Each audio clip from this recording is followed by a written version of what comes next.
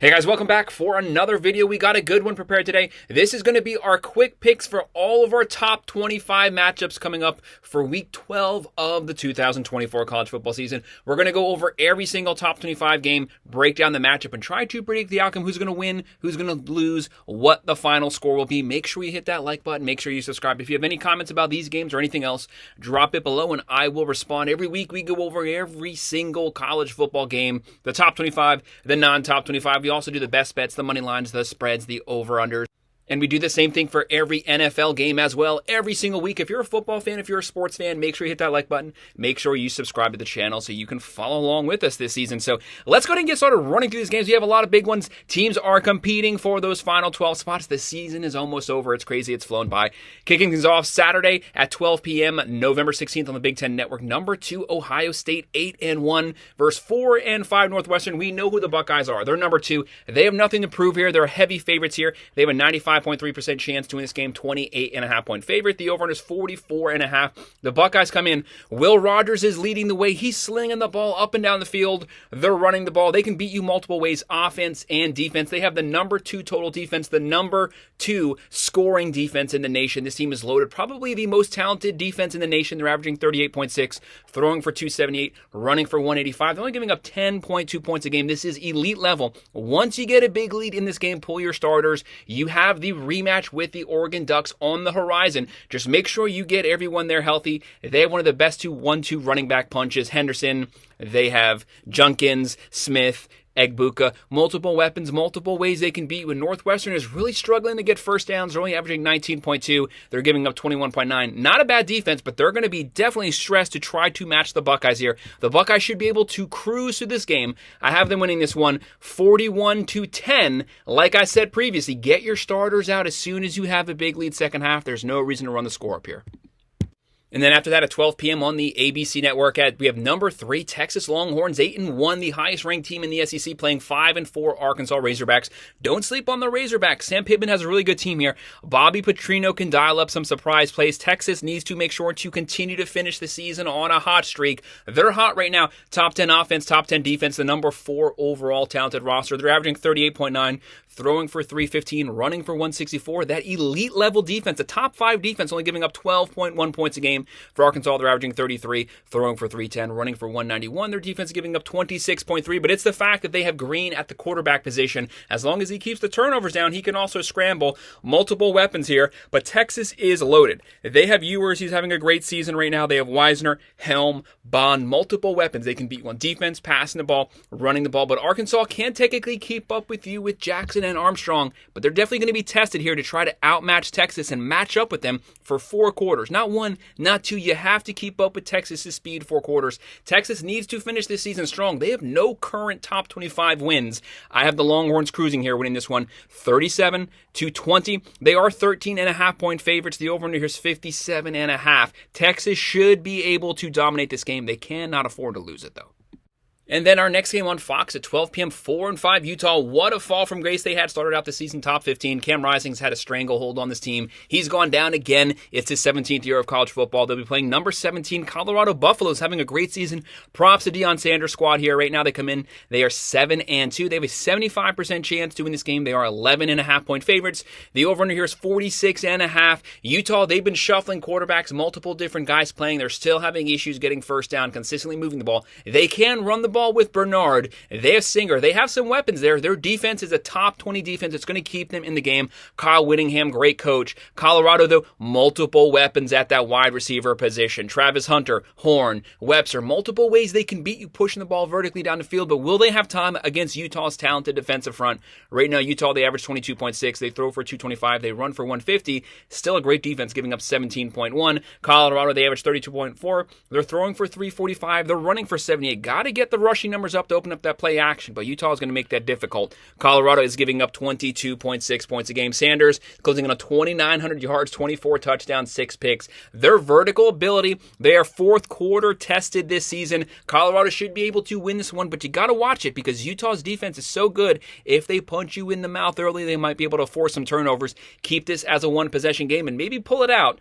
But I'm going to go with Colorado winning this one 28-20. And then on ESPN at 12 p.m., number 20 Clemson 7-2 versus 7-2 Pitt. The battle of the 7-2s, who's going to get to 8 wins first. Both of these teams have an outside chance to still make the ACC championship. They just have to make sure that they win out here. Clemson has a 59.2% chance to win this game. They are 10-point favorites. The over-under is 53.5. Year 2 under Riley looks a lot better than year 1. Dabo, props to him, but he needs to work that portal, get some weapons at the wide receiver position so that they can test teams down the field. Clemson's averaging 37.7, throwing for 283, running for 199. Very balanced, almost 500 yards of offense, but that defense isn't as good as previous seasons, but it's still good, giving up 23.1. Pitt, they're averaging 36.7, throwing for 292, running for 151, giving up 25.1 points a game. Klubnik's closing in on 2,300 yards, 24 touchdowns, 4 picks. Pitt, the transfer Holstein from Alabama, closing in on 2,200 yards, 17 touchdowns, 6 picks. Pitt can test you offensively. They can keep up with you. Reed, Mumfield, but Clemson is loaded. Maffa, Williams, they have some weapons. They have the better defense, but Pitt's offense is not to be underestimated. They're going to make this game close, a potential upset type of game, but Clemson pulls it out fourth quarter. They win it 32-27. And then the next one at 12 p.m. on ESPN2. Welcome to the Top 25. Tulane 8-2. The wave is rolling. They'll be playing Navy 7-2, who was previously ranked. Navy can move the ball. They have a kind of a hybrid triple option. They run the ball a lot, but they do also throw the ball this season. Tulane is the favorite, though, 73.8% chance to win this game. 7-point favorites here. The over-under's 52.5. Mensa for Tulane, slinging the ball up and down the field, closing on 2,100 yards, 16 touchdowns, 4 picks. But what about a shout out for Hughes at the running back position, closing on 1,300 yards rushing. Tulane can throw it. They can run it. They're averaging 41 points a game, throwing for 224, running for 228. Very, very balanced, only giving up 18.7 points a game. That's a top 25 defense nationally. Navy, though, Horvath. This guy's throwing. He's running, closing in on 1,200 yards, 11 touchdowns, 4 picks. He also has 13 rushing touchdowns. He's leading the team rushing with 900 yards. Like I said, it's a hybrid triple option. They average 35.7, throw for 140, running for 259. That's a top 15 rushing team. They're giving up 22.2. Navy can keep this game close. They run that triple option, so they're going to suck up clock, keeping the ball on the ground, keeping Tulane's offense off the field. If things work in their favor, they're going to dominate this game at the line of scrimmage, but I have Tulane pulling it out, owning the second half. They win it 34-24. Our next one's a little FCS on FBS, so we know it's going to be a blowout on this. It's the network at 2 p.m. 9-1 Mercer versus 7-2 number 10 Alabama. 99% chance to win this game. 41.5 point favorite. The over-under is 57.5. Obviously, Bama should not be allowed to be playing FCS teams at week 12 of the college football season. Everyone else is playing tough conference games. They're playing a cupcake. That should not have been allowed, but it happens like that every season. It is what it is. Milroe having a great season. Kalen DeBoer has really rounded the wagons here. They're playing great defense. Their defense was very questionable the first 9 weeks. They've gotten that back on track, and they're moving the ball. They're doing what they do best. Just line up, let's run the ball, but someone else outside of Milroe has to learn how to run the ball. He's completely carrying this team. He's closing in on 2,100 yards, 13 touchdowns, 6 picks. They're averaging 38.1. Throwing for 252, running for 192. They're only giving up 18 points a game, which isn't as good as previous seasons, but dang, it's still top 20. Right now, this team is loaded the number 1 overall roster. Milroe leading the way. Someone else does have to step up, but you have to admit, Alabama's hot when you need to be hot second half. That's the way you want to be playing going into the playoffs. Bama's sitting perfect right now. I would not want to play them this week. Bama's going to roll here, get the starters out early. They win 47-10. And then at 3:30 p.m. on CBS, number 4 Penn State, 8-1. They only have 3 games left. As long as they win 2 of those 3 games, they're going to make the playoffs. They're sitting perfect right now. They're probably going to win out at this point, but they might not make the Big Ten championship. But no matter what, Penn State is probably going to make that playoffs. They'll be playing 1-8 Purdue. Purdue's the worst team in the Big Ten. Penn State, 28.5 point favorite. The over-under is 50.5. Penn State comes in. They're averaging 31.2. They're throwing for 255. They're running for 196. Only giving up 14 points a game. That's a top 10 physical defense under Allen. This team is loaded. Drew Waller, he's healthy right now, closing in on 2,100 yards, 13 touchdowns, 5 picks, but it's the running backs, Allen, Singleton. They're just going to line up. They're going to out-physical you at the line of scrimmage, run down your throat. They're going to dominate this game. They're going to own it at the line of scrimmage. Purdue only averages 18 points a game. They're giving up 37.8 points a game. They have no chance here. Penn State rolls 44-10, and they win it. And then on NBC at 3:30 p.m., 5-4 Virginia. Virginia's actually not a bad team. They'll be playing number 8 Notre Dame, 8-1. Notre Dame lost that one to NIU. They have 0 room for error. They have to win out to make the playoffs because they don't have any conference game. They don't have that final week to make a last impression. They have to win out. And I definitely think they will. Right now, Notre Dame, 95.9% chance to win this game. 22.5-point favorites. Over under here is 50.5. Virginia, they're averaging 26 points a game, throwing for 276, running for 144, giving up 26.7 points a game. They can move the ball with Caldria, but they do have a lot of issues with the turnovers. Notre Dame, they're averaging 38.3, throwing for 205, running for 215 a game. A top 20 rushing team, only giving up 11.1 points a game. That's a top 10 defense, a top 5 defense. They are stacked. They're going to get after it. They're going to own the line of scrimmage. They're going to shut down Virginia's run game, force them to throw the ball, which is probably going to equal some turnovers. Notre Dame can't throw the ball very well, but they can run the ball. Leonard is mobile. They're going to run downhill. Love, Collins. Notre Dame's going to cruise to another win here, another notch on their win to making the playoffs. They win this one 38-17. And then at 3:30 p.m. on ESPN, 5-4 Boston College. A lot of quarterback issues. They had Castellanos enter the transfer portal. Bill O'Brien has this team playing better this season than last season, but a lot of issues at the playmaker position. They'll be playing number 14 SMU, 8-1. I said before the season started, SMU should have been ranked top 25 coming into this season. This season has definitely proved me right. They are 18.5-point favorites, 87% chance to win this game, 54.5-point favorite. That spread is moving up because of Boston College's quarterback issues. Jennings stepped in for Stone. Jennings has been lighting it up for the SMU Mustangs, throwing the ball, running the ball. They're averaging 40.1 points a game, throwing for 257, running for 197, only giving up 21.8 points a game, only 90 on the ground. Boston College loves to run the ball. SMU is going to make it difficult to own that line of scrimmage, but Boston College does throw for 191. They run for 175, but SMU has the playmakers. Jennings, Smith, Maryland, they own this game, but Boston College gets some fourth quarter garbage points. SMU wins it 40-20. And then on the ACC Network at 3:30, number 19, Louisville 6-3 coming off the bye versus Stanford 2-7 coming off the bye. The bye is not going to help Stanford. It will help Louisville. Right now, Louisville has a 91.2% chance to win this game. 20.5-point favorites. The over-under is 57.5. Louisville's 3 losses are all to top 15 teams, to SMU, to Miami, to Notre Dame. Those are 3 good losses. Louisville right now, they're averaging 36.2, throwing for 298, running for 163, giving up 24.2 points a game. They're going to own Stanford. Stanford gives up 35 points a game. They have no quarterback. They have a lot of turnovers. Louisville will show he's having a great season, closing in on 2,600 yards, 20 touchdowns, 5 picks, but they also have Brown at the running back position, closing in on 900 yards. Brooks, the transfer from Alabama, closing in on 900 yards receiving. They can beat you multiple ways. Too much offense here. They're going to be rested after the bye. They roll here. They win it 44-17. And then on ABC at 3:30, we have number 22, LSU, coming off a loss 6-3. They need this game. If they drop one more, they go out the top 25. Brian Kelly cannot afford to not be ranked in year 3. They'll be playing 4-5 Florida Gators. Florida Gators, the worst schedule I've ever seen in my life for any college football team, and it's only getting worse. Right now, LSU has a 57.3% chance to win this game. 4.5-point favorites. Very close spread here. The over-under is 55.5. Florida's beat up. They're down Mertz. They were down Lagway. They were down to Warner. But Lagway has been at practice. He might start this game. That could be a difference. When he's on the field, this team plays a lot harder. Last game, they were blown out, but Lagway wasn't there. LSU, Nussmeier closing on 2,900 yards, 21 touchdowns, 11 picks. They're averaging 30.6, throwing for 329, running for 114, giving up 24.9 points a game. Blake Baker's defense has looked kind of shaky the last 3 weeks, but it is better over last season. Florida's averaging 28.1. They're giving up 27.6, basically canceling each other out. Florida, talented squad here, but that schedule has this team banged up. LSU, I have them getting back in the win column, winning this one 33-20. And then at 4:15 on the SEC Network, number 23, Mizzou, 7-2 versus 21 South Carolina, 6-3, a top 25 on top 25. South Carolina, Shane Beamer's team lives on the upset. They always upset top 25 teams. That's just the way they're built. Right now, they have a 69.5% chance to win this game, 11.5-point favorites. The over-under here is 44.5. Mizzou, the big question is Cook going to be playing at the quarterback position? Right now, Mizzou, they're averaging 28 points a game. They're throwing for 229. They're running for 168, giving up 18.4 points a game. With that defense travels. They will bring it on the road. That will keep this game close, but will they be able to outscore South Carolina? They're averaging 30.2, throwing for 224, running for 181. They're only giving up 17.6 points a game. They have the edge on defense. They have the edge on offense. Sellers at quarterback, 1,500 yards, and he's also a mobile quarterback, can extend plays with his legs. They have Sanders. They have Simon. I have the Gamecocks continuing to roll here. What a year for Shane Beamer. They win this one 28-20.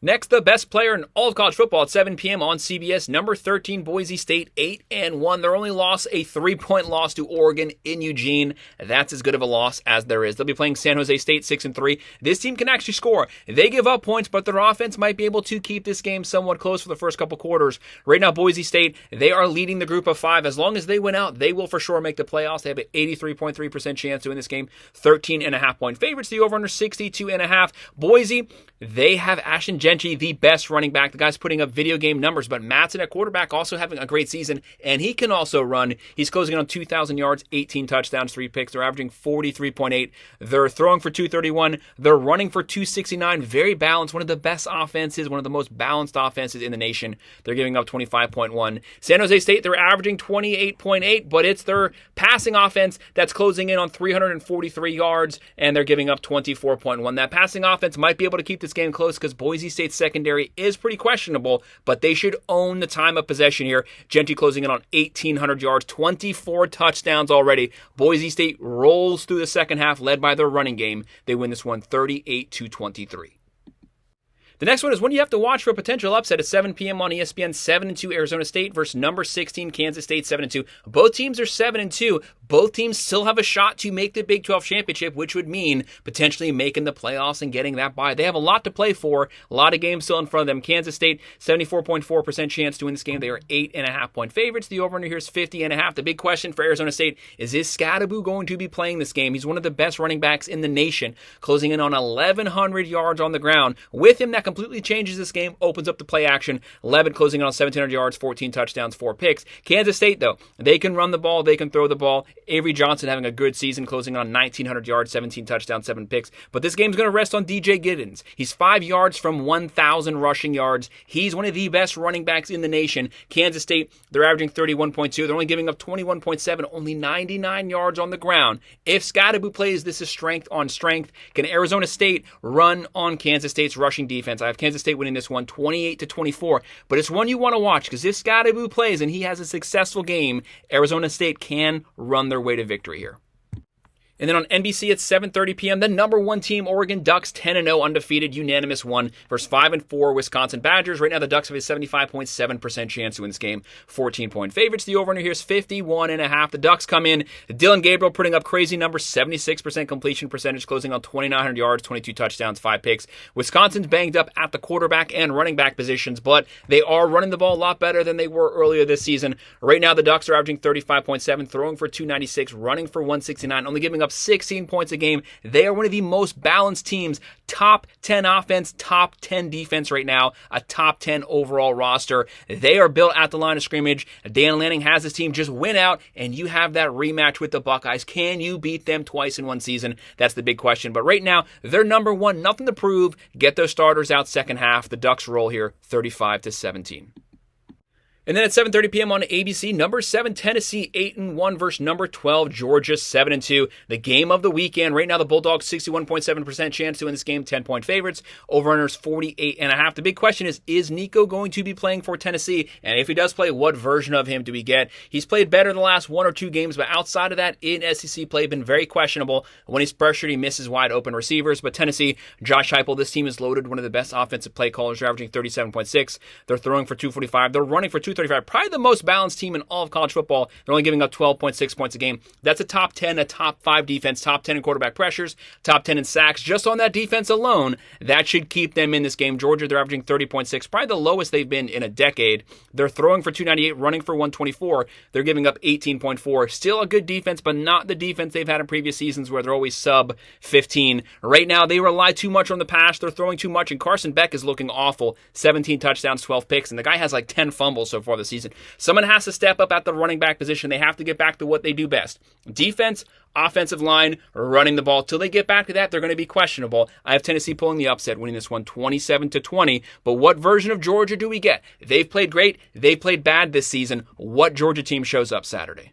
And then on the SEC Network at 7:45, 2-7 New Mexico versus number 15 Texas A&M Aggies. Right now, Connor Wegman out. Reed's going to be playing. Reed opens up this offense because he can scramble. The Aggies have a 99% chance to win this game. 39-point favorites here. That is a massive spread. The over-under here is 54.5. Right now, New Mexico, they're only averaging 20.6. The Aggies are built like a Mike Elko team. They play defense. They have an offensive line. They run right downhill, right at you. The big loss for them is Moss is gone at the running back position. He was closing in on 800 yards. That's a big loss, but the Aggies have a solid defense, a great defensive line. They should dominate this game at the line of scrimmage. They win it 41-13. And then at 9:30 p.m. on Fox Sports 1, number 18 Washington State 8-1. They still have an outside chance to compete with Boise State to represent the group of 5. They'll be playing 4 and 6 New Mexico. Right now, Washington State 82.5% chance to win this game. 10.5-point favorites. The over under 72.5. Vegas has there being a lot of points here. You definitely see why. The Lobos have a god-awful defense, and Washington State has a top 10 quarterback. They have Mateer closing in on 2,300 yards, 22 touchdowns, 6 picks. He's also ran for 11 touchdowns, 700 yards. They're averaging 39.3, throwing for 288, running for 183. They are giving up 27 points a game. There will be opportunities for New Mexico to stay in this game. They average 33 points a game, but they are giving up 38.3. This is two offenses that can score. Washington State might let them stay in this game late to the fourth quarter, but their offense should pull away then. Washington State wins it 38-27, led by Mateer having a big game through the air and on the ground.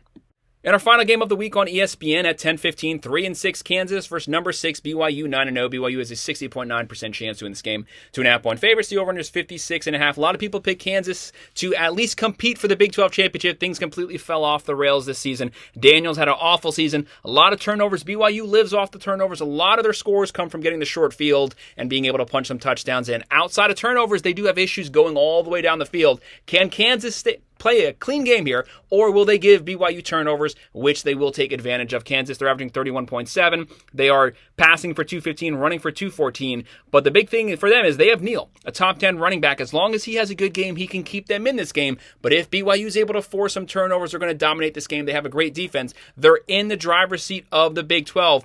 But they can't afford to lose here. They want to make sure they make the Big 12 championship. They want to make sure they ranked high. Even if they lose the Big 12 championship, maybe they can still squeak in. I have BYU winning this one 28-24. So that's our quick picks for all of our top 25 college football games for Week 12 of the 2024 college football season. We went through those really fast, tried to get them all in there. Make sure you hit that like button. Make sure you subscribe. If you have any comments, please drop them below and I will respond. Thank you.